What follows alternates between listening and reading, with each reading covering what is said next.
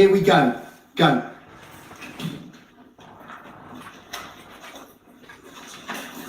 Chairs. Nina Moody. Family.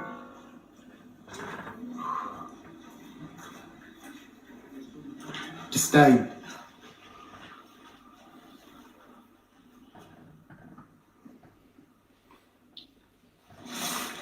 Okay, then it goes into the meal.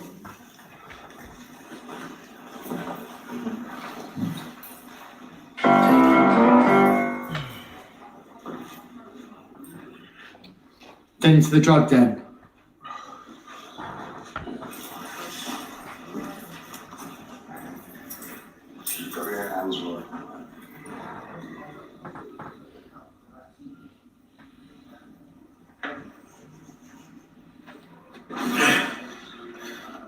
Okay, disappear drug addicts, then it's the change.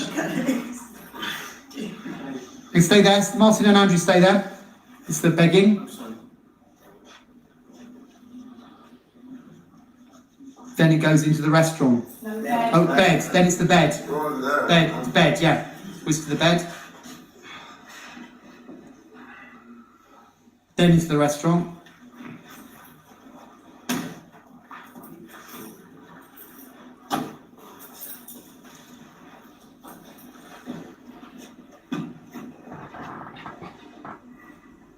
Then into the garage.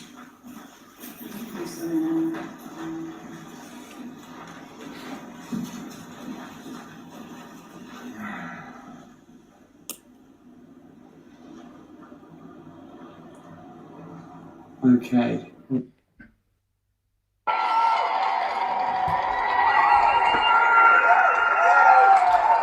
morning, everybody, and welcome to Unleashed Community Drama. So, guys, well done. We were having a little throwback Thursday to that was a sketch that we were working on for Under One Roof. Oh my goodness, Under One Roof 2, I think. No, 1 it was. No, 2. It was definitely 2. And guys, we next week we're going to be looking at how to write possibly a drama that's set to a song. So the reason why I showed that was just to give you a heads up. We're going to show the actual thing that we did on Unleashed, you know, Under One Roof 2 next week. We'll show the finished thing. So we're going to carry on with duologues. We've got a really packed morning for you this morning. People are still writing duologues. Here we go. Write a duologue challenge. That's still happening. We've got a really fantastic one for you this morning. Really fab one. So we're going to go into, first of all, our warm-up. And hopefully, guys, you're going to enjoy the morning. Got a great special guest, which is really good. So we've got lots of fab stuff happening. So here we go. I'm going to just line this up. I'll just line this up now. Here we go. Hey, well, here we are, and today it is very small and bijou. We put the invitation out to quite a few people. There are quite a few people who, because obviously this is pre-recorded the day before, down the shops on the beach, looking after grandchildren. So, you know, that's the thing. But can I say, it's a really nice to have Mark Allport here. Mark, bless you. Welcome. Mark is here, courtesy of Unleashed, on one of the Unleashed iPads. So this is great. Well, yeah, bring it on. So it means you'll be able to do some drama with us as well. Nick, nice to have you, mate. Mr. Reliable, always reliable. And Karen, she's been in the sea, haven't you? Been swimming today. There's young John with his good star from when we did Millennium Mistress. And of course, Mr. Poetry himself, Tootle. So guys, welcome. What we're going to do today is this is Start Off and Kick Off Club. We've got a couple of activities. We're going to do a bit of a game, but we're going to go around very briefly. One word, like we normally do. One word, your name, and then a word that sums up your mood, your present state of mind. Okay. So let's go around. Mark, we'll start with you, Mark Tootle. Right, Mark, productive. This is good. I think you've been in the garden, haven't you, mate? Because you're looking pretty brown. Yeah, I've been giving me bush a good seeing soon. Hey! Boom, boom. And it's not even Christmas or panto season yet, but you're getting ready for it, mate. Well done. Okay. John Aggies, lovely to have you here, mate, again. Last week. Pardon? From your success last week with your voiceover. Oh, yeah. How are you? Yeah. Your name in one word, mate. John, Tired. John Tired. Okay, this is good. Sharon, lovely Sharon, the only female we've got here today. Emma's got a headache. There's quite a few other people not well today. Josie's looking after kids. Margie's away. How are you then, Sharon? I'm Sharon. I'm feeling angry today. Ooh, oh my goodness. Why? Why angry? I just confronted a resident racism. I hope you were sticking up. I hope you were sticking up. Good. Yeah, of course I'll.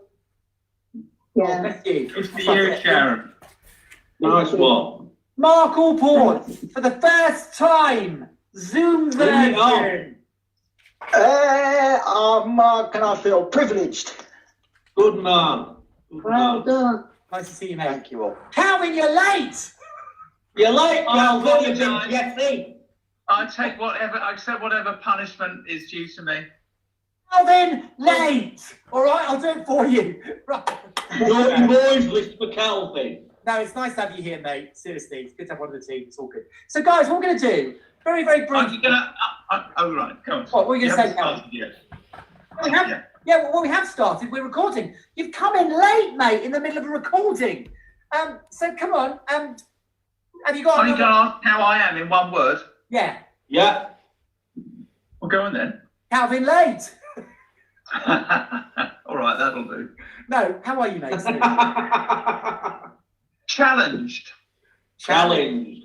Oh gosh, you haven't been making inappropriate comments, and they ended up in the chokey again. Not for that reason. Not for that reason. Okay, right. Has Penny got the whip out? Or should I not go out? Oh, challenge. Oh, bless you. Are you okay? Seriously, you okay? Yes. Good. Good. Thank you. Good. Okay. Well, it's nice to have you here. Seriously. Guys, so we're going to go around, which is we are today. We're going to be thinking about rethink. Okay. The BBC this week. The BBC this week, they are doing a whole series on things called Rethink, which is basically that, with the great pause, what would you do when we come up and we're easing out and we're back to the new normal that's different to what you did before with the lockdown? So, guys, what we're thinking here is just any thoughts. What would you do different? Nick, May, what about you? What would I do differently? Yeah. I would, not watch as much telly.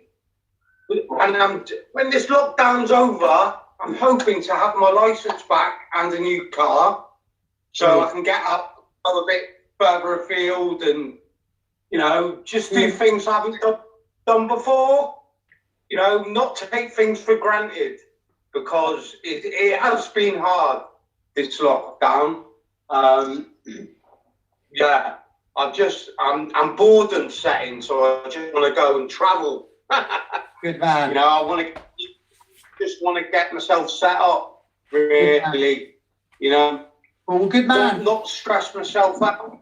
No, that's good. Carry on with my volunteer. That's good. Carrying on with your volunteering. Yeah, that's really good. That's really good, Nick. Well done, mate. Mark Tootle. I just keep things simple, not overthink things. Because normally I'm here, there and everywhere, but, we're not doing anything for a while. Life's still gone on, life's ticking over. So just keep it simple and chill and go with the flow. That's good. So they get hyped up. That sounds good, mate. Sharon. Lovely Sharon, you. Well, I've been doing loads of things. I've had no time at all to take life simply. I've been doing online art courses. I'm doing a Frida Kahlo session on tomorrow night. So I will do more of that. I will stand up to racism more. I'm glad I did today, so I shall do it again. Good for you. Go, girl. Yeah, and yeah, look after myself. That's good. Not do things that people want me to do so much. That sounds Yeah. that sounds positive. A real positive that's come out of it. John, what about you, mate? Because I know you found it quite tough, haven't you? To be fair, the lockdown. Yeah, I find it hard. I think maybe I'd try and think of ways to make it easier for people in the future if anything like this was to happen again. Like in my lifetime, when I if it does happen in my lifetime, then I could say, look, these are good strategies to people who didn't live through this.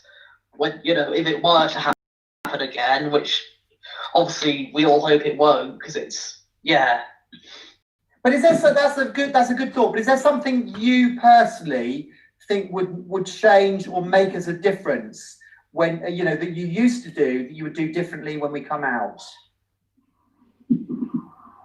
I don't know, maybe appreciate things more. I feel like I did before, but I think maybe you do even more after something like this. I think that's very, very good, very true, John. Yeah, that's a very receptive thought. Yeah, totally. I'll tell you, bird song. Oh my gosh, I've really got into bird song. Because no vehicles and no traffic. My goodness, I've got a little app. I'm learning all the bird song so I can identify them. Loving it. That's good, John. Thank you, mate. John Allport. Mark Allport. To be more self-aware of looking after myself more, eating healthier, more exercise, and more of an healthy lifestyle. Sounds good, mate. Sounds That's what good. I do different. That's good. Yeah, good, because you just got into Jatis, mate, and big respect for you, mate. It sounds like it's going really well. That's really fun. Yeah, it is. Yeah, it's better this time round. Good man. I feel more comfortable and relaxed this time. Yeah, good man. That's great. Calvin, lovely Calvin. I know you're late, but we'll let you off the hook. Oh, good. So I get 15 minutes slot at this stage, do I? No, I would say this. A mixture of thoughts. Most important one is spending more time and giving more time to neighbours. Because in the past, I think we've tended to rush around and, when you leave your house to go to, say, at the club on Thursday mornings, you're late. Well, if I left earlier and I saw a neighbour, instead of avoiding them, keep your head down, actually engage with them. I think we miss out a lot by not engaging with neighbours. The other thought is keeping Sunday special. I know that sounds a bit old school, but for 6 days we see what profit we can extract from the land, as it were. But I think that 7th day is all about nurturing the seed in your soul. I think those aren't my words, of course, but I think it's really healthy for us. Yeah. To have that set aside one day where we don't do anything that we would have done in the other 6 days. That's a thought. I'll tell you, Calvin, that's a really good thought. And I think a lot of people have come around to thinking that actually this opportunity to stop and pause, it does make you reevaluate and realize actually the need to replenish, refresh, to just stop and pause and smell the coffee. And the roses. And the roses. The coffee and the roses, exactly. Totally, really, really. Those are all really good thoughts. Guys, what we're going to do now, a bit of fun, just very, very quickly. We're going to go round and have a quick game. I know we're sort of short in numbers because it's not we're going to get more people on. I know there's a lot of people who can't be here this week on Zoom. But we're going to go round, and on my screen, can I just check with you? I've got Mark Tootle, then below him Nick.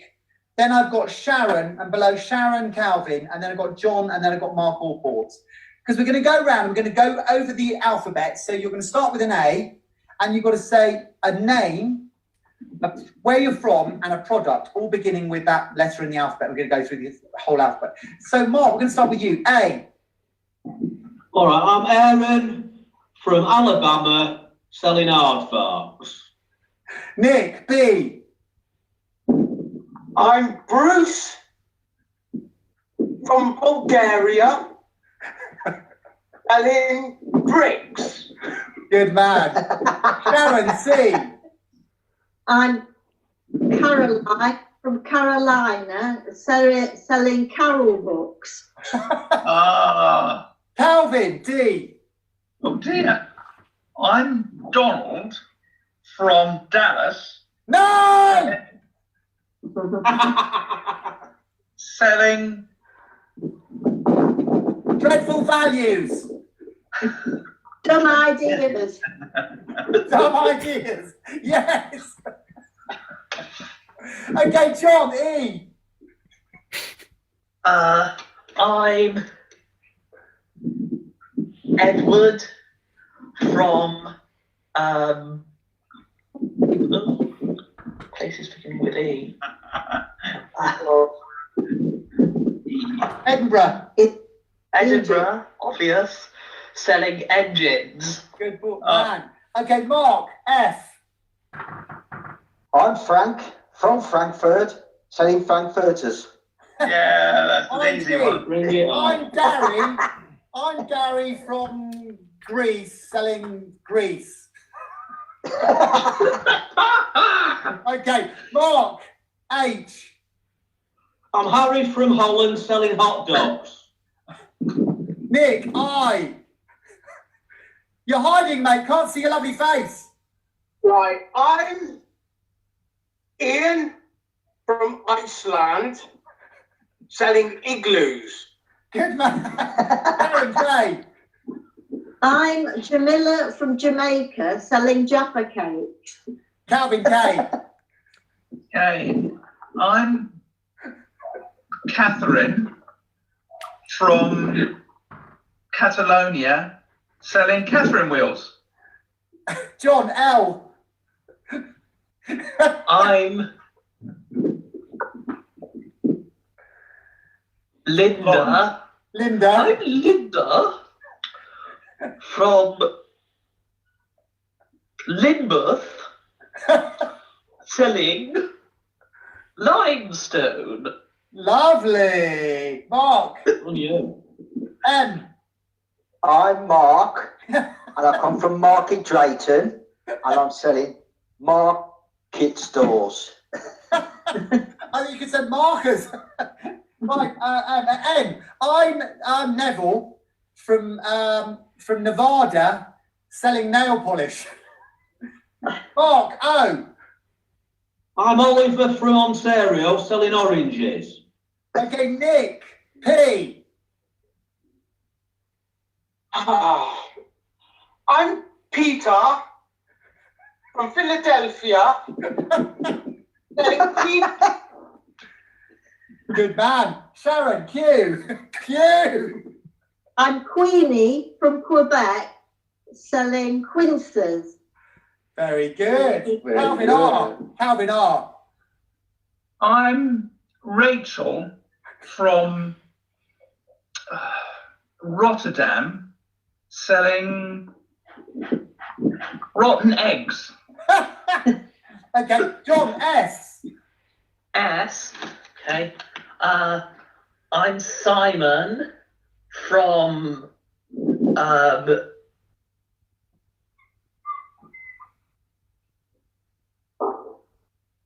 Syria. Syria. Selling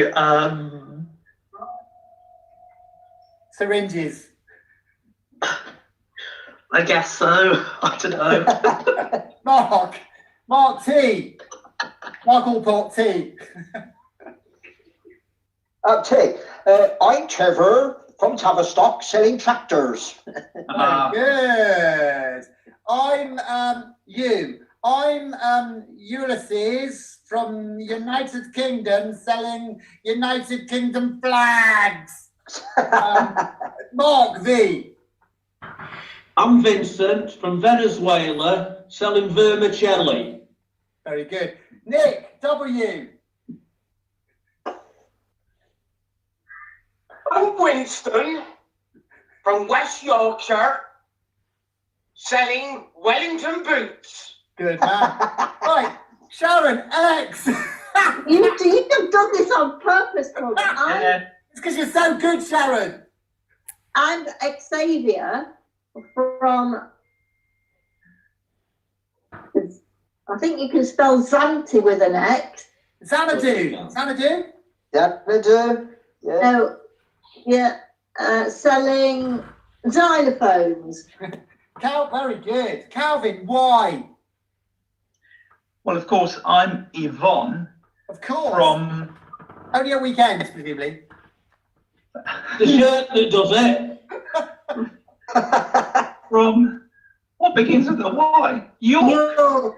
You're Yvonne from York selling Yorkies. Yorkie bars. Okay. Yorkie bars. I'll tell you what, I'm going to give this one to Mark Allport as he's his first time here. So, Mark, you've got the final one, Z. Z. My name is Zafran. I come from Zanzibar and I sell zoo animals. Zoo animals, good man. Well, guys, well done. Well done. Listen, Nick's dropped off, so I don't know where he's gone. But listen, guys, well done. So we're going to carry on with the club now. Lovely to see you. Next week, we're going to try and get a whole posse on. So we'll get the email out. I was very amiss getting the email out early enough this week. So anyway, we're going to carry on with the club. But guys, nice to see you live, and especially you, Mark Allport. Lovely to see you. Thank you very much. And we'll see you all next time. Take care. Bye. Okay, that's fun. So we did that yesterday. Guys, we'll try and get as many people as possible onto Zoom so that, we can actually, get you doing drama, but also just so we can play some games and have a bit of fun, what have you. Now, guys, we've got a bit of a treat. Duologue challenge. My goodness, there are some people writing some really fab stuff. I've had quite a few sent to me, actually, to be fair. And I know the lovely Laura. Hi, Laura. She sent me a really fab one. Really quite dark, but, and really personal. But we're going to hopefully have that on. She's just looking at it at the moment. But Alexa and John, they have written a really good duologue. And I don't know whether, guys, you've been watching. It's really worth your watching on a Tuesday. Well, it's different nights, but they've re-recorded a lot of Alan Bennett's Talking Heads, and there's a few new ones. You can see them all on iPlayer, one straight after the other. There was one the other night, Tuesday night with Sarah Lancashire. My goodness, so good. All monologues. In a couple of weeks' time, we're going to be coming back to that. And of course, we have the maestro of monologues. So maestro of monologues, who's looking after our poetry corner, but we are going to be, we're going to be setting as a challenge to write a monologue. So part of your homework is to watch the Talking Heads. Alan Bennett, my goodness, he is the master of monologues. Really clever stuff. Really, really clever stuff. But we're going to watch this now. We're going to watch John and Alexa's duologue, which is fab. Here we go.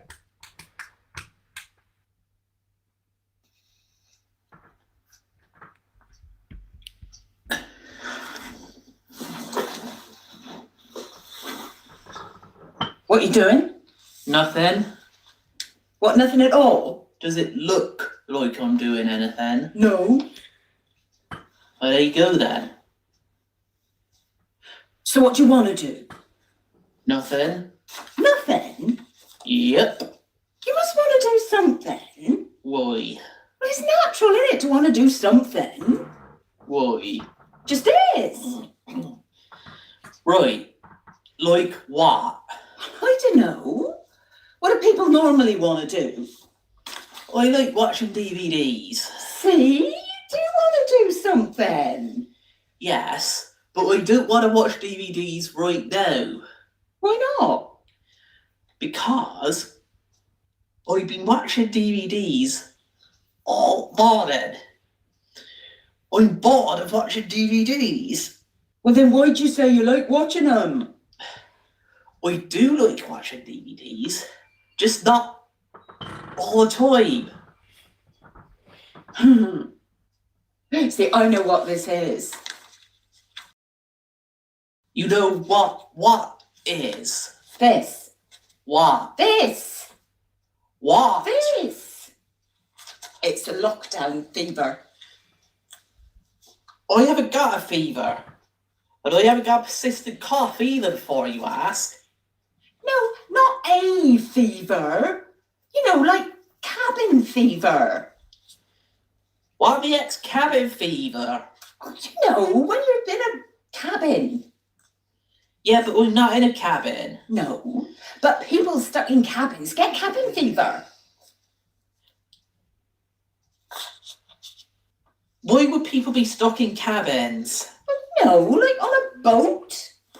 We've never been on a boat. No, not you, but people. What people? People that go on boats. What are you talking? I've no idea what you're talking about. Here, I tell you what people want to do. What? Every single person wants to do this. Everyone, anytime, anywhere. Well, maybe not anywhere, but they all want to do it. What? Guess. No. Oh, go on, guess. No. Oh, will you just guess?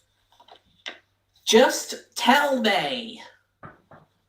They want to go to the toilet. What? They want to go to the toilet. What? They do. Everyone does. You do, I do, we all do. You're weird, you are. It's true, though. No, it isn't actually. No one wants to go to the toilet. Yes, they do. No, they don't. They might need to go to the toilet. Everyone needs to go to the toilet, but needing and wanting, two very different things. No, they're not. Yes, they are. No, they're not. Yes, they are. All right, then prove it. Prove it? Yeah. Well, you don't have to prove it. They just are. End of. If you won't prove it, means you can't. Does not. Does. Does not. Does. All right. We will prove it. You need food to survive, but you want fish and chips because they're nice. Well, food's nice too, so you must want it. Yes, obviously you want it, but you also need it, but you don't need fish and chips. You need food. Well, I need fish and chips. No, you don't. Well, I might not need the fish, but I definitely need the chips. You don't. No one needs chips. Speak for yourself. I will. Good. So you don't want to go to the toilet then? No. Here. What do you think about the post office exploding? What? The post office had exploded. Which post office? Our post office up the road. Our post office? In the village? Yeah. Boom. When did this happen? Last night. Last night? Why didn't you tell me before? I thought you'd know. Well, I didn't. What happened? Post office blew up. Yeah, but how? Something must have exploded, I suppose. Yeah, but what? A post office doesn't explode for no good reason. Might have been a gas leak. The police are investigating, the paper says. I didn't know you read the paper. I don't. I heard it on the radio. Was anyone injured? Like I say, it was at night. But how come we didn't hear anything? Like what? Like a big bang. It's only just up the road. Well, like I say, it was night. We were probably asleep. I mean, I reckon a big bang, like the village post office exploding, might have woken us up, though. Don't you? Well, maybe it exploded really quietly. Right. So are they going to rebuild it? Too soon to say. They're still trying to track down all the stuff. What stuff? Oh, you know, like the stamps and the post bag and the counter. The place was blessed. Sounds like it. They did find the stool, though. You know, that tall one Miss Bickley sits on at the till. Where was it? About half a mile away. Half a mile? Yeah. In a field. Under a sheep. Blimey. Yeah. That's what the sheep said.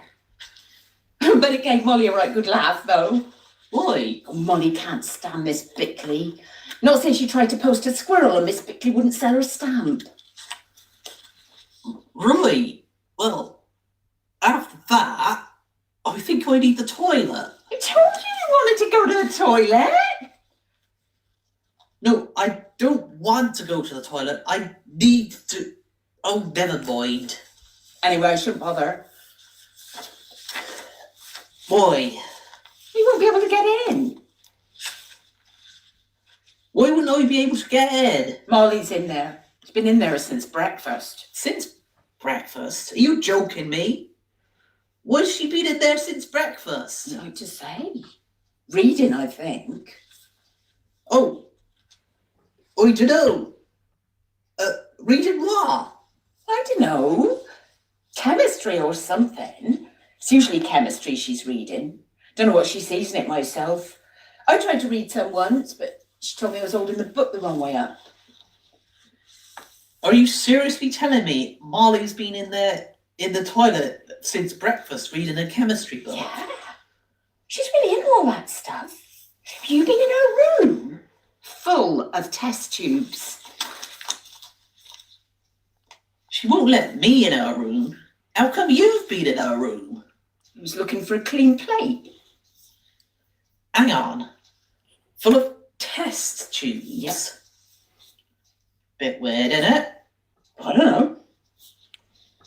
Come to think of it, sometimes I walk past her room and there's a really funny smell. Yeah, I've noticed that, yeah. So what do you think she does? She's doing in there, experiments in there, is she? Doing? Could be. Wouldn't surprise me. She told me once she couldn't open a tin of pilchers, so she blew it up. Molly blew up a tin of pilchards. Who does that? She was hungry. Yeah, but who blows up a tin of pilchards because they're hungry? Molly says she's blown up lots of things. Right. Yeah, if something upsets her, poof. And would that just be little things or big things as well? Oh, little and big, probably. Like I say, she's got lots of test tubes. So, about the post office, you said the police are investigating. Apparently so. Probably knocking on doors as we speak. And Molly's locked herself in the toilet. Yeah, she just won't come out. Funny that. Yeah. Funny.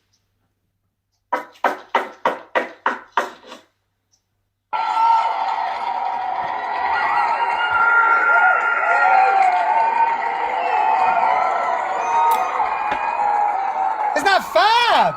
Oh my goodness, it's so fab. What I love about it, it's got a real storyline to it. Do you know what I mean? It's like, was it Molly who blew up the post office? Really clever, really, really clever. So anyway, guys, without much further ado, we now are moving on to our specialist subject quiz. So if you want to do a quiz, here we go. And we have a new quiz master today, which is fab. So I'm gonna just put this on, and then you need to get out your pens and papers, because today's quiz is a quirky quiz. Well, welcome everybody to one of the highlights of the show. This intellectual examination, this search for the brain of Britain, or is it just a bit of fun? So, in fact, today's topic is, you could call it fun stuff. So no particular theme, and everybody can have a go and expect to get one or two of the answers. So get pen and paper poised, but please, when I give the questions, please don't write the answers down the right-hand side, because it will make it too easy for today's maestro. So here we are. These are the questions. Fun stuff, remember? Here's the first question. I'll just get my glasses on. What is the collective noun for a group of unicorns? 2. Who invented the word vomit? 3. This is a fun one. The UK's Dyslexia Research Trust is based in which British city? 4. Who entered a contest to find his own lookalike and only came third? 5th. Philip Schofield, Jason Donovan and Donny Osmond have all played the starring role in which stage musical? We're on question 6. In November 1952, that was a few years before I was born, which Agatha Christie murder mystery play opened at the Ambassadors Theatre and is now the longest running play in the UK? 7. Number 7. What is the name of the famous theatrical club founded in 1883, that's also before I was born, at the University of Cambridge, which boasts former members such as David Baddiel, Olivia Colman and John Cleese? 3 more. 8. A reconstruction of which theatre opened in 1997, approximately 750 feet from the site of the original theatre, which was demolished in 1644. Again, a tad before I was born. Number 9, more modern. Which musical comedy is adapted from the 1975 film Monty Python and the Holy Grail? And the final question, 10.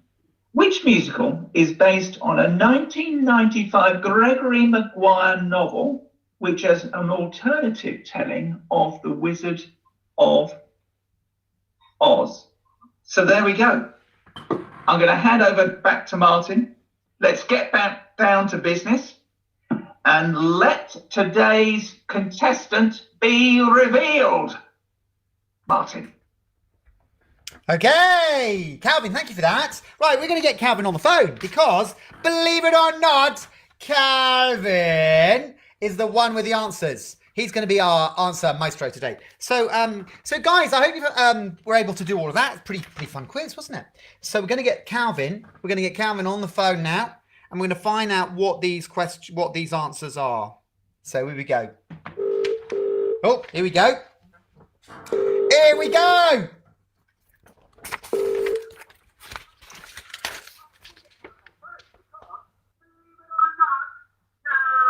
Calvin!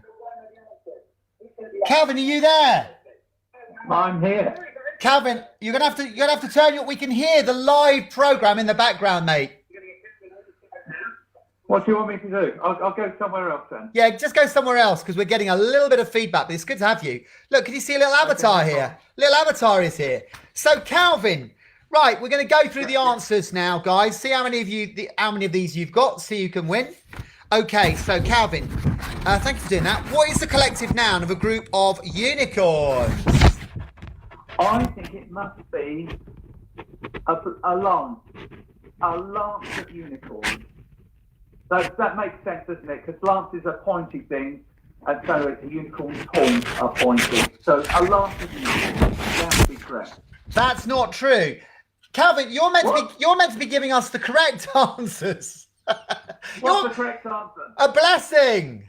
A blessing. Of course, I knew that. A blessing of unicorns. Did you know that? And is it like a murder of rooks or something like that, isn't it? Right, okay. Who invented the word vomit?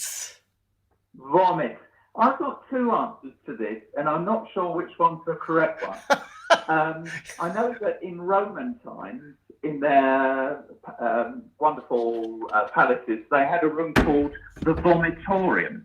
So that could be, one answer could be the Romans, but, you know, there's a brand of beer called Theakston's Old Peculiar. And when your is engaged in vomiting, you feel peculiar. So I think it must be Mr. Theakston who invented the beer. Is that correct? No, it's not, Calvin.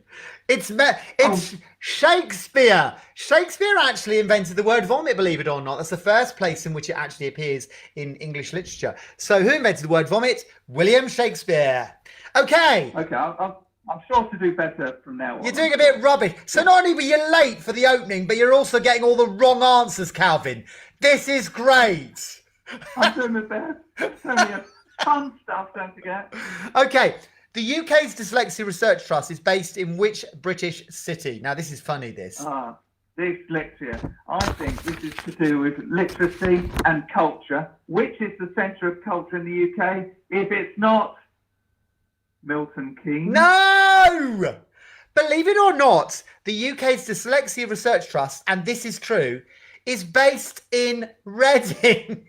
Reading. That's hilarious. Reading. That's Reading. hilarious. Spelt reading. True. Okay, who entered a contest to find his own lookalike and came third? I know this. Okay. Mr. Chaplin. Charlie Chaplin. Charlie Chaplin. Yeah, well done. Good man. Unbelievable. He must have been so surprised. I know. Well, it's like that Adele lookalike thing with Graham Norton, where she went and with all these other looky likeys, and they did her up so she looked slightly different with a prosthetic nose, and then she sang, and it was actually the real Adele. Really good. Right. Question 5. Philip Schofield, Jason Donovan, and Donny Osmond have all played the starring role in which stage musical? It's not one of my favourites, but I'm sure it is Joseph. It is. And we did a little bit of that in the Millennium Mysteries. We sent it up. Yeah. Question 6. So that was Joseph in his amazing Technicolor Dreamcoat. Question 6. In November 1952, the Agatha Christie murder mystery play opened at the Ambassadors Theatre and is now the longest running play in the UK. What is The Mousetrap? The Mousetrap. It is. The Mousetrap. Absolutely. I've seen it. Yeah. Yeah. When I went and saw it in London, it was all Japanese people and me. Japanese tourists and me. Okay. What is the name of the famous theatrical club founded in 1883 at the University of Cambridge, which boasts former members such as David Baddiel, Olivia Colman, and John Cleese? Well, Cleese is the clue, isn't it? So it's footsteps. Footlights. The Footlights. Footlights. I was close. Yeah, close. I'll give you half a mark, Calvin. You're doing pretty pants at the moment, Calvin. How many have you got? 2.5. Okay. A reconstruction of which theatre opened in 1997, approximately 750 feet from the site of the original theatre, which was demolished in 1644, was, of course, the Globe. Shakespeare's The Globe. Back to Mr. Shakespeare again. Shakespeare's Globe. Oh, gosh, yeah, Shakespeare's Globe. Which musical comedy is adapted from the 1975 film Monty Python and the Holy Grail? Spamalot, yes. I'm not dead yet. Yes. The Knights Who Say No! And which musical is based on a 1995 Gregory Maguire novel, which is an alternative telling of The Wizard of Oz? Wicked. Wicked. And what a wicked musical it is. Wicked. Calvin, well done. You didn't do very well there, mate, but thank you so much for presenting it. That was great. That was fab, even if your score was a bit pants. So how many did people get? You know, we need to see how many people got. I think, Calvin, you probably got about 4.5. I wish to object. I know that the Romans had a vomitorium in their palaces. Oh. Where they used to did exactly that, because they used to have... Where they used to vomitorium all over. And that's what they did. Oh, horrible. They'd eat and eat and eat, and then they'd have to bring it all up. That's disgusting. In the vomitorium. That's disgusting. Anyway, Calvin. You need to... Yeah. I need to what, sorry? I think you need to check your sources of information. What, you mean like Donald Trump? What, like Donald Trump's Twitter page? We need a fact checker. Anyway, mate, listen. That's where I get... Neil, 4 out of 10. Well done, mate. This is good. 6. Well done, Roz. This is great. All right, listen, we've got to crack on. We've got to get, I'll tell you, we've got to get on the phone. So, Calvin, thanks ever so much. We'll see you shortly, all right? Take care, mate. Bye then. Lovely. Bye. Bye. Right, we're going to get the lovely Mark Tootle on the phone, because Mark Tootle, Poetry Corner, has a poem for us, which is great.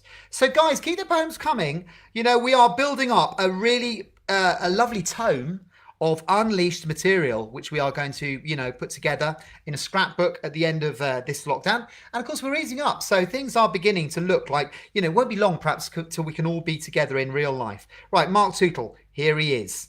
Let's hear him. Where's Mark? Is Mark?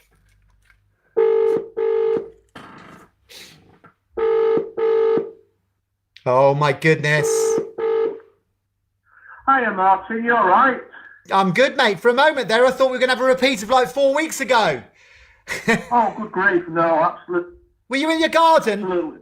Trimming your bush again? Yeah, something like that. Right. But I won't go into details on health and safety grounds, alright? Okay. All right, matey. So you got a poem for us, I believe. Is this true? Yeah. Yeah, I've got 2 poems for you today. Is that okay? Yeah, of course, mate. I tell you, we love them. Everybody loves Mark's poems. So come on, chuck it to us. Right then, the first one I'm going to. It's retrospectively. I wrote it when we were in the absolute lockdown situation. So I'll read it today just to reinforce the fact that things are actually getting better. Okay. So what I've done is I've called the poem Banged Up because we were locked down. And because companies are going a bit skint, I've subtitled it What Liquidity Ratio? And the poem goes like this. The economy has really shrunk. Businesses are going bust. What about the customers? Are the politicians really fussed? The major stores all have closed doors. I can't even send them a text. Debenhams, Hoopers and Primark. Whatever. Next. My local fruit shop has closed down. Now I buy it here and there. I noticed the girl in front of me. She had a nice pair. Stopping the flow of construction when trying to build to perfection makes things rather difficult halfway through an erection. Inevitably, there are close signs at Costa, Cafe Nero and Coffee One. Is this really civilized when all's said and done? All this could last for ages. I use my computer from time to time. Never mind about the personal touch. I'll just have to go online. Okay, that's your first one, mate, yeah? Yeah, brilliant. Brilliant. Right, now my second one here. This is about an elephant called Luigi. So it's simply entitled Luigi, and because he's an elephant, I've subtitled the poem Pachyderms Rule OK. So here is my elephant poem. It goes like this. An elephant known as Luigi cleaned the windows with his trunk and a squeegee. The neighbours all said, that looks easy. So he said, well, give it a go. What made Luigi madder was he couldn't climb right up his ladder. There was no room for his buckets. So he stood there, looked up and said, well, never mind. Not wanting to be defeated, as the chat with the neighbours got heated. To allay all his vertigo fears, he hung on at the top with his ears. That's that one, mate. All right, really how we good. doing? Really good, mate. They're really fun. I mean, what I love, I like that first one because it was sort of semi-serious, and then you chucked in a couple of pairs. Ooh. Which sort of took it back to, we knew that this was one of Mark's, Nice one. Yeah. No, well done, mate. They're really great. They're really fab. So we're going to collate them all together in a scrapbook, and then we'll have a reading of a load of them. So great. Looking forward to that. Yeah. Definitely. All right, matey. Well, listen, nice to speak, and we will see you next week, but if not before. All right. Absolutely. We'll catch up soon. Glad you enjoyed them. All right. Yeah. Bless you. Okay. Take care. Take care. Lad. Bye, Mark. Bye for now, mate. Bye. Right. Now, guys, we have a real treat for you today because who is waving through the window? We have a really great interview with someone really special, and that is the lovely Edd Williams. So without further ado, I'm going to let him speak for himself. But Edd Williams he's been associated with Unleashed for many, many years, and he's a real legend. So you'll see why. Here we go.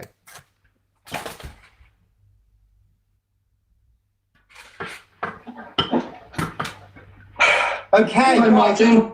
Well, today we have someone very special here, someone very dear to our hearts in the Unleashed family, and that is the lovely Edd Williams. Now, Edd, oh my goodness, mate, it's great to have you here on Club on Thursday morning. And Edd, you know, you've been involved with Unleashed for many years, and you've played loads of parts. You know, you played in our recent production, you played Nikki Cruz in Cross and Switchblade. You're one of the mechanicals in The Millennium Mysteries, which was written for us. You played the lead in Black Comedy, and you played loads of parts in like Under One Roof 2, all the same. So you've pretty much been, you know, all over the stage with Unleashed, which is fab, which is really fab. So, but you are, you know, you're a really interesting guy, because for a lot of us, we look up to you, and you are a real inspiration to so many people, particularly me.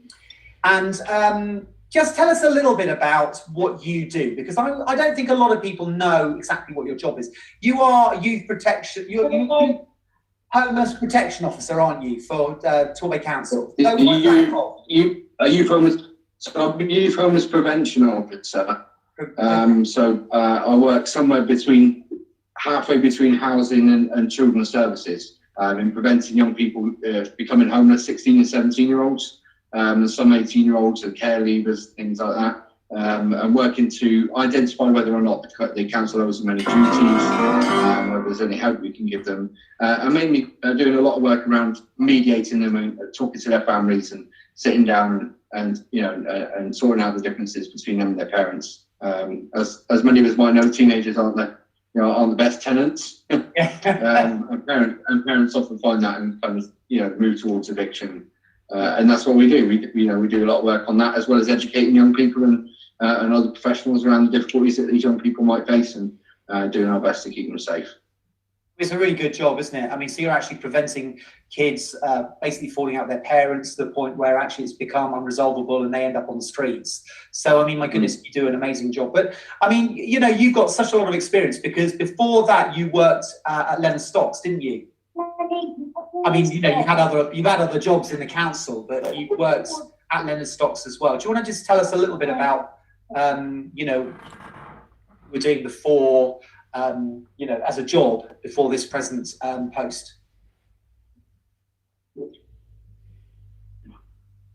Well,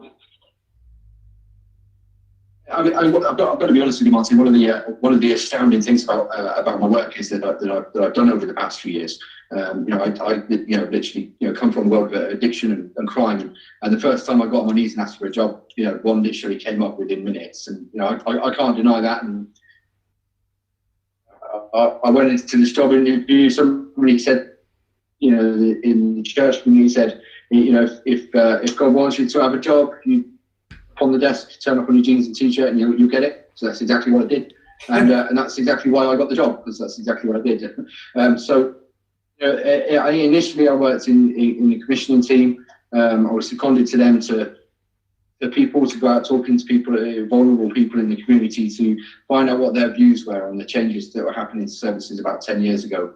After spending a couple of years there, it was a bit of a no-brainer. I felt really cool to go and work in the hostel. And I did a lot of outreach work with them, going out hunting down homeless people on the streets and having coffee with them. Make a lot of ground by sitting down with somebody and having a cup of coffee where they slept in the night. They make a lot of the progress themselves.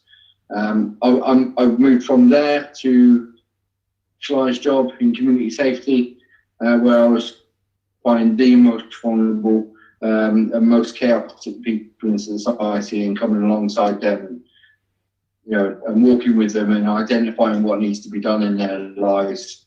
If they needed that extra little step, give them that extra little step. If they needed to avoid prison and come out into the community, then we'd work with the courts to achieve that. And then from there, I didn't really know where I literally came up at the right time again, and I didn't feel like I could do it. Felt like I was way in ahead, and I probably was. And I found that just by going with that, I've really enjoyed it. And looking to where he's going to take me next. Really, it's been a bit of a journey, but it seems to have revolved around definitely a line that's been the same throughout every single job that that I've been blessed with, and that I've been able to be a blessing to the community. And I think alongside that, Unleashed has really been a key part in that for me, because I haven't walked away from all my old friends and my old comrades, because they've all been the client group that I've been working with have been people that I identify with, people that that know me, and alongside that I've had my own journey, my own my own progress in my recovery to go with, and I've had to lean on something, and I think I've been blessed myself to have been able to lean on the Unleashed Theatre Company. It's been it's been an absolute legends place on these parts that you mentioned. It's just been so much fun. But it's behind the scenes where all that fun is, really. It's where meeting with other people, and they're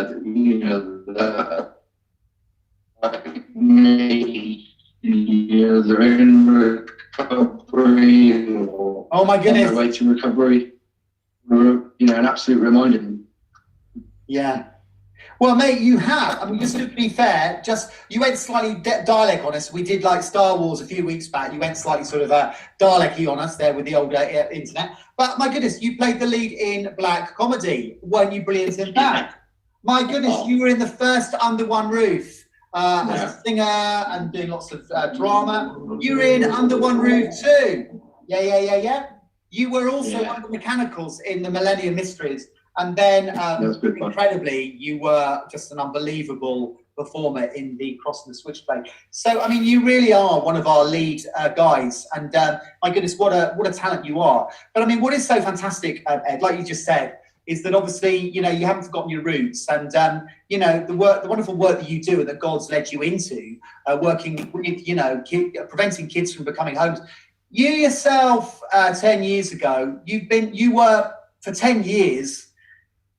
Of wilderness, how should we put it like that? I mean, do you want to just share a little bit about what that was and where you've come from? Yes, from school age, I got in with the wrong crowd, which I don't always say. People call it the wrong crowd, but I don't call it the wrong crowd. I made some choices in my life that define my character, and I had a quite well-known character within that community. And it's still a community, which I love, and I love still being able to work with and connect with. And I never felt too distant from them. But yeah, I was, up to my neck in trouble, prison, and spending all my time running from the police, and tons of driving offences, working with some really dangerous people around the country. And sometimes it's easy to regret a lot of things. The more I look into that, the more I see that actually everything that happened contributes to what I do today, and everything I do today. None of it was wasted at all. There's seldom people that are ever sat in front of me where I can't say, I get where you're coming from. I mean, I don't necessarily understand what their experiences of it, but I certainly still, I'm still one of them. Do you know what I mean? I'll never forget the quarry that I'm chipped from, like you said. I'll never forget that. And I'll never be more than 2 inches away from it. And because, I think that's where I function. That's where I function best. And, would I go back to it? I don't think I would, because I think I can make more use out of that here, doing what I'm doing. Certainly managed to change a lot of people's perception of my character by changing my character. People say that I'm still the same person, and I vouch for that.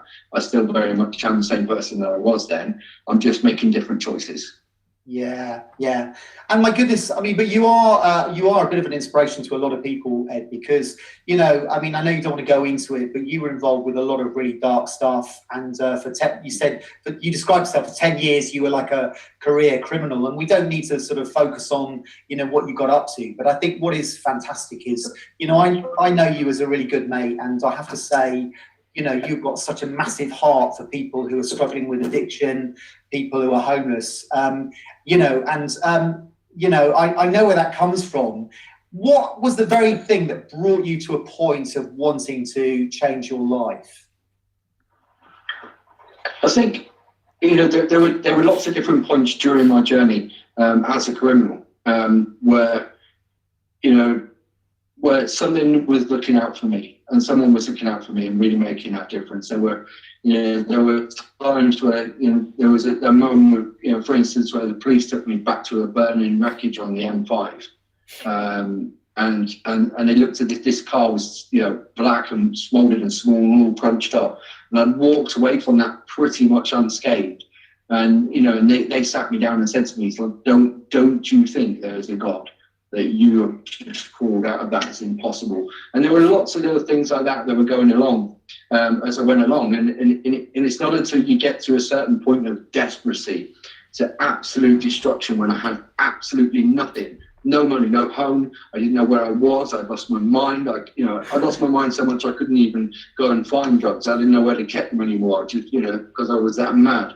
It was at that point where I realized that I was probably at my richest, at my most fortunate. And then I realized that all of them different points had all come to one single conclusion, where I could either make a decision and recognize this and say, you know, this is actually something real. I'm going to start asking, you know, I'm going to start looking into it, you know, and finding more out about it, or go and carry on. And that's that one choice, that one single choice right there, where that can make the biggest difference in your life, where you reach this crossroads and go, am I going to carry on, or am I just going to go, okay, all right, okay, let's go with your plan? And I've gone with the plan. You know, I don't always know what the next step is, but I tell you what, it's the best thrills I've ever had in my life have been from doing this. You know, listening to this guy, you know, whoever he is, whatever it is, I don't profess to know. But what I do know is when you just give it a go, yeah, stuff works out. It really does. Yeah. Well, mate, listen, it's wonderful. And, you know, you've got a lovely family now and a beautiful wife, and you're part of a great community of people who love you and respect you and look up to you. And, you know, you're one of the church wardens of Mary Maggs, which is the forefront of, I would say, churches that sort of reach out to the vulnerable and those on the edge.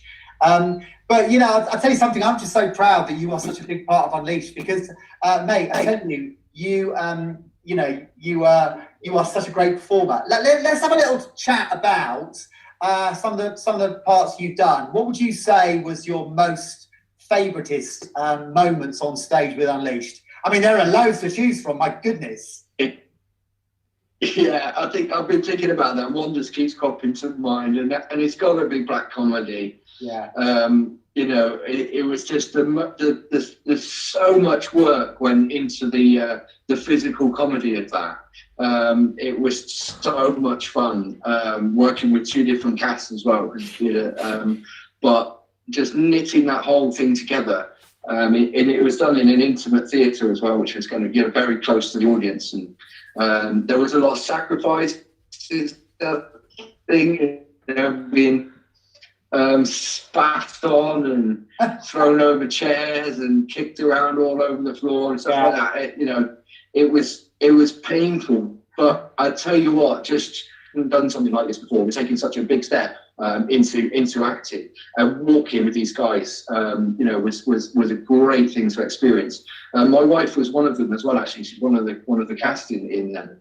Really great to work with her always, with everything I do. And some of my best friends, I've just absolutely loved it. But I mean, between Black Comedy and it's Company Cross and Switchblade, which have just been a huge journey to we've learned a lot about ourselves and how we portray ourselves in the community.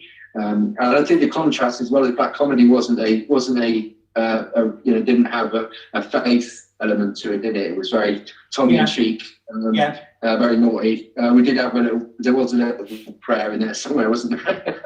The part of Brinsley, oh my goodness, it's a mega part. You're on stage the whole time, pretending to be in the dark, throwing yourself around. It's such a physical role, but you were unbelievable. But then, in contrast, like you said, Nikki Cruz, what an amazing play. We spoke to David Robertson a couple of weeks ago, but your portrayal of it was so filled with such integrity, Ed. And I know that in a way you were perhaps reflecting on your old life, because my gosh, you were so scary. In Act 1, you were so scary, mate. I wouldn't want to cross you on a dark night. But it was such a great part, and you were absolutely good. It's funny, Mike. There was actually somebody in the audience who'd come down from London to watch that one, to come and see one of the other cast. And she was my next door neighbour back then, and she didn't recognise that it was me until I started shouting and kicking off, and she was like, "It's Ed!" And she comes to see me, she come and grab me outside. She's just like, "It's you!" Like, wow. Really good. But yeah.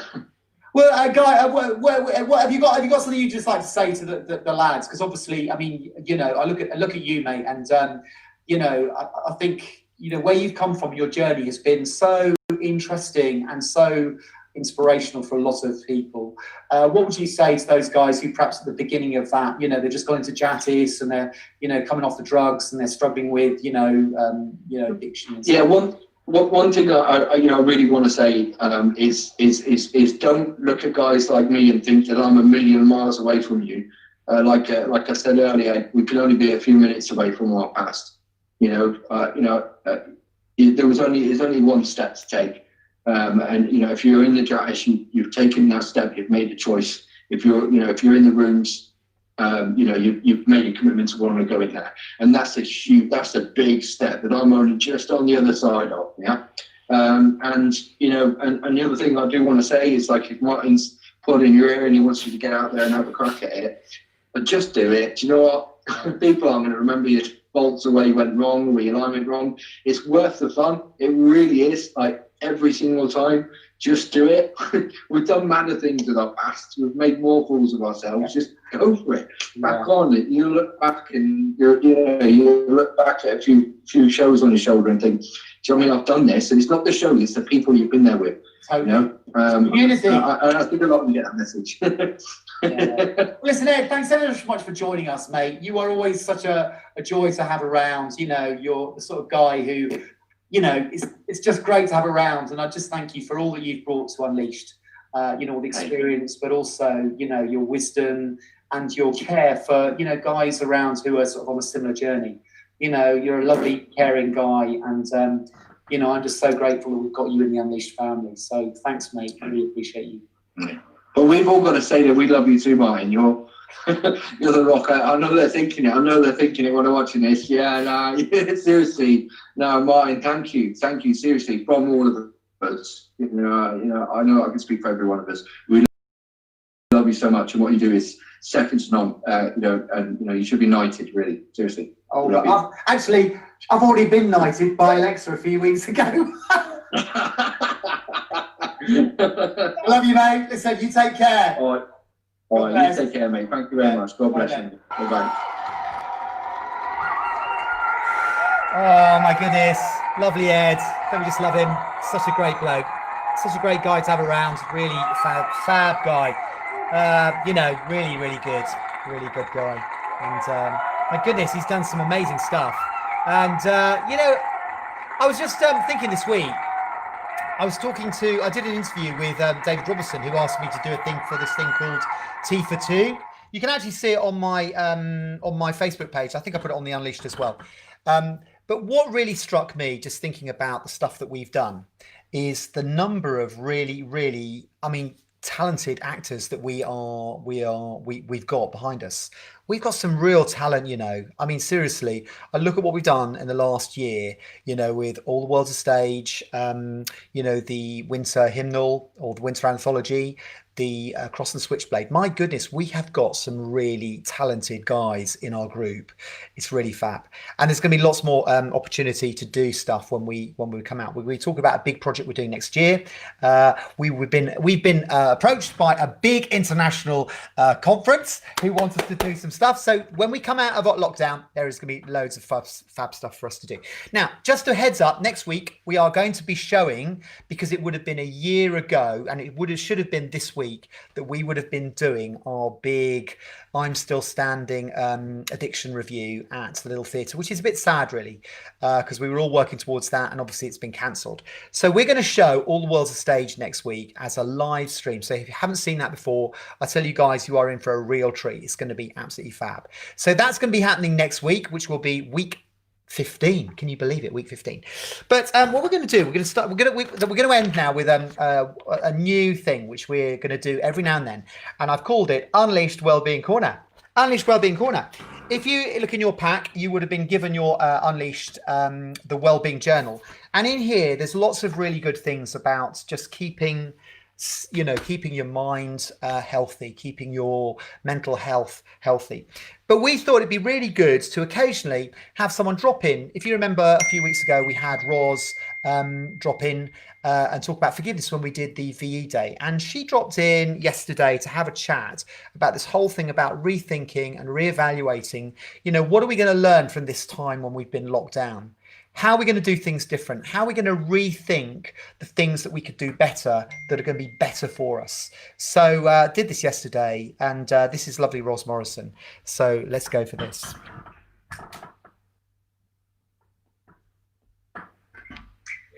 Okay, guys. Well, it's very nice this morning, in fact, to have with us the lovely Roz Morrison, who you all know, who obviously co-directed Cross the Switchblade. She's been involved with loads, Millennium Mysteries, and it's quite often there with Brian on a Thursday morning. And like we had Roz on a few weeks back when we were talking about forgiveness, because I don't know whether a lot of people know that Roz is actually a retired professional counsellor. So she brings to the club lots of expertise in the whole area of well-being and mental health, which is really fab.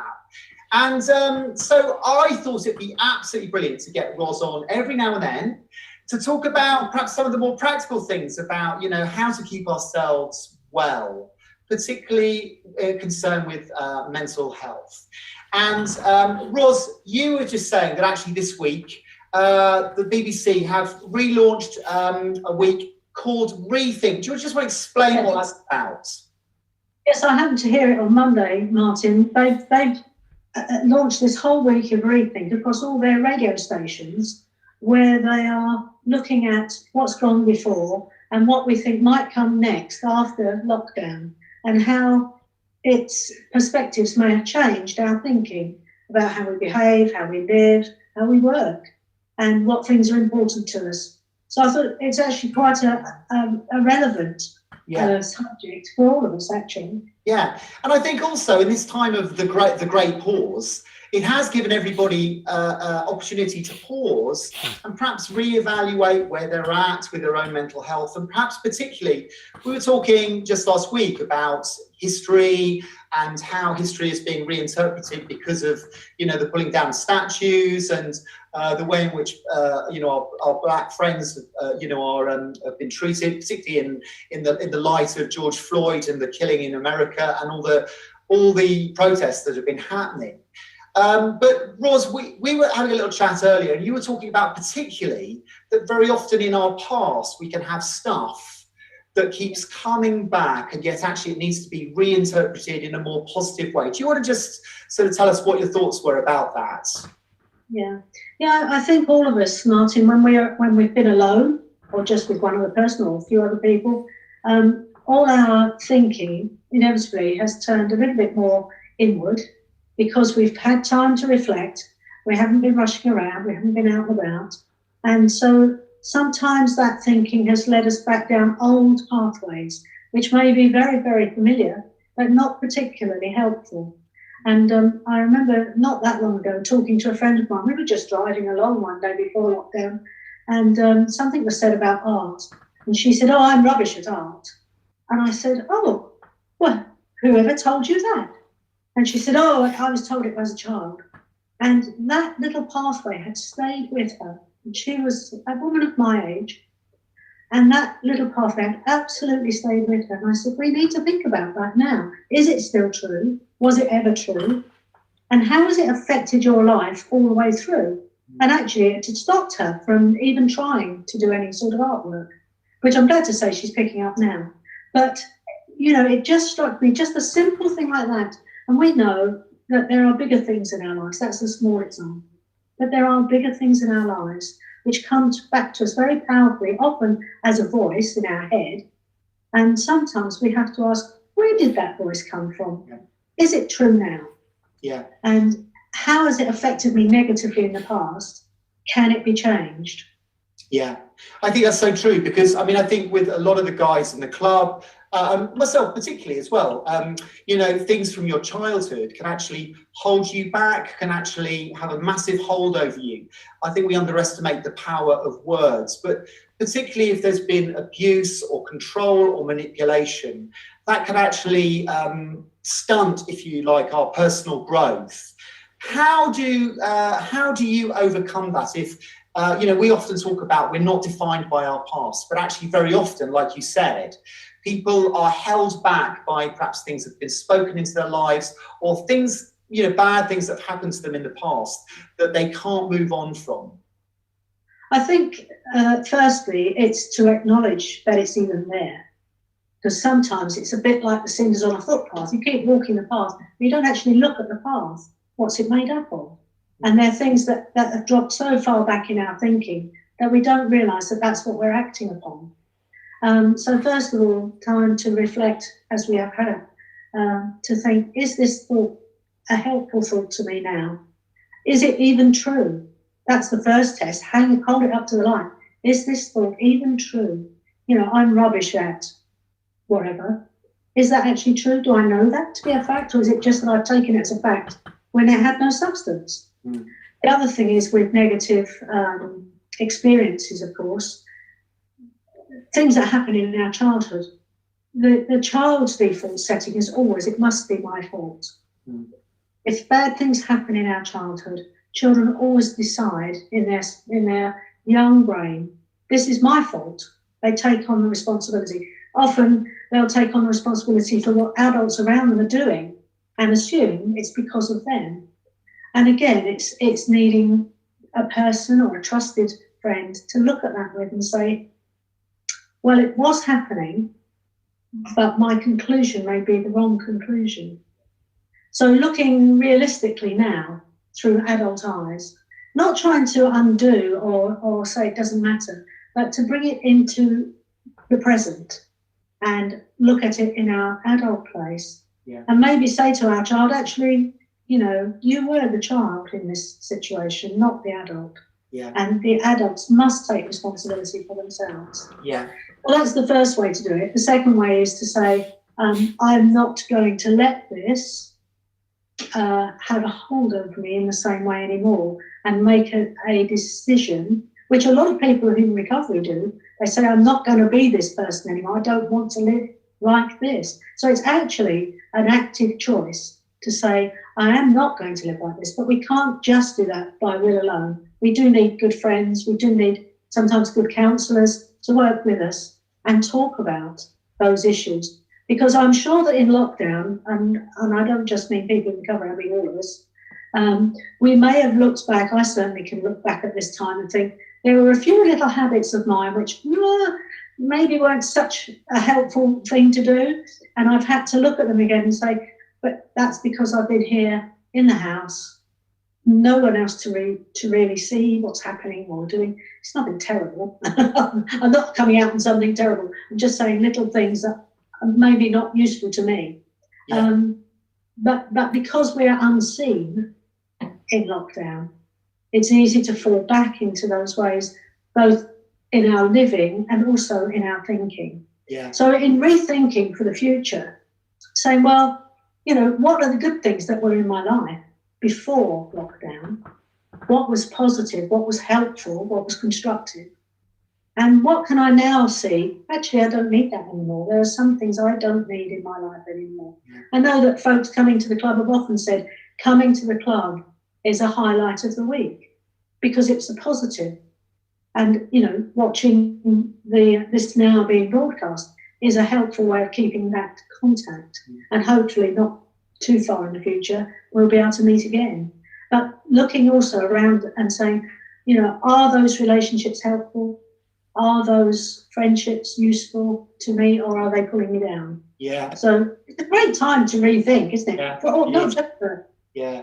you, me, and everybody else. It is. No, Ros, that's really, really helpful. And I think what I'm getting from you is that obviously, actually, although, you know, we are not responsible for what's happened to us in the past, actually we do have responsibility to actually perhaps move forward and come to a point of saying, I'm not going to let my past hold me back.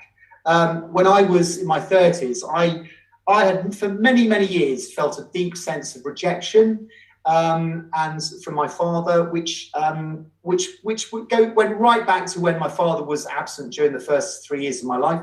And it went right back to that. And I had to come to a point where I had proper counselling and actually had to just release any feelings of rejection. And I was able to move forward. And I think what I would encourage, and I think basically what you're saying, is this whole thing that actually, you know, there comes a time where you can say, no, I'm not going to be ruled by these negative feelings, these negative things that hold me back, and I'm going to deal with them. And that doesn't mean you have to have necessarily, big sort out with whoever it is who's, you know, hurt you or whatever. But it does mean that actually you might need to get professional help and speak to someone who can lead you through the process of being able to move forward. Would you say that's right, Ros?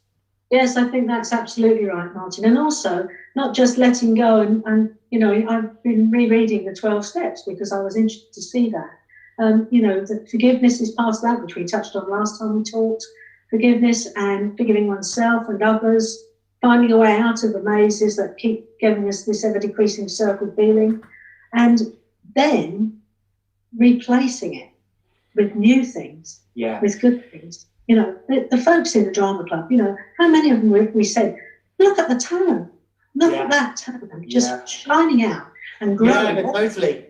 There are new things, and, you know, in our lives, new things to look forward to always, because they're the things that allow us to flourish and strengthen us. So I think, definitely getting help with things that may be holding us back, being honest with ourselves, and sometimes just not letting that old pattern of thinking sort of sit in the background, influencing our reactions and our thoughts. Because they can very easily be a bit subtle. And they do have a habit of just recurring every now and again. They never, things that have happened a long way back never tend to really disappear, but we can put them in a place that is not harmful to us. Yeah. Well, Ros, that's really helpful. And can I just say, it's lovely having you here. We're going to probably see you every now and then, giving us these real nuggets of wisdom to help us on our way with our mental health. But thank you so much, Ros. It's so great to have you here. Thank you so much. Thanks, Martin. I love watching the programme too. Oh, bless you. Take care. Isn't that great? I think it's such a good idea. You know, Ros has got a lot of experience, and you know, she's got a lot of experience in theatre as well. So those two combined, really fab. So guys, next week we are going to be celebrating All Worlds a Stage. So it was such a fantastic show last year, and it's really to mark the fact that actually this week there'll be more news about that coming up in the next few weeks. But guys, in the meantime, look at that, we're dead on 12 o'clock. This is fab, isn't it? So thank you, Ros. Thank you, Ed. So good to hear Ed's story. Wasn't it great to hear Ed's story? Thank you, Mark. Thank you for Calvin. Thank you all, guys. I'm going to try in 2 weeks' time to try and get as many people on Zoom as possible. I was a bit amiss this week. I left it a bit too late. People were doing other things. But guys, really want you to really want you to engage with this. You know, really want you to sort of feel that you are supported. We are here. I know it's not the same. I know it's tough. I know a lot of you have struggled. But guys, we're here on the end of the phone. Seriously, you can ring Calvin, Josie, Margie, myself, literally anytime we're here, and we just want to support you and be here for you. Just love the big Unleashed family and Unleashed community drama. What a fab group of people. What a fab group of talented people. So guys, the great thing is that Boris is gradually easing the lockdown. I'm getting to see my son this week. Haven't seen him for 4 months. So, oh my gosh, I cannot wait, all the way from London. He's been a COVID nurse up in London, so they're coming to see us, which is going to be so good. So, guys, love you all, and have a great week, and stay positive, stay in touch, and we'll see you for more fun and frolics next week. Take care.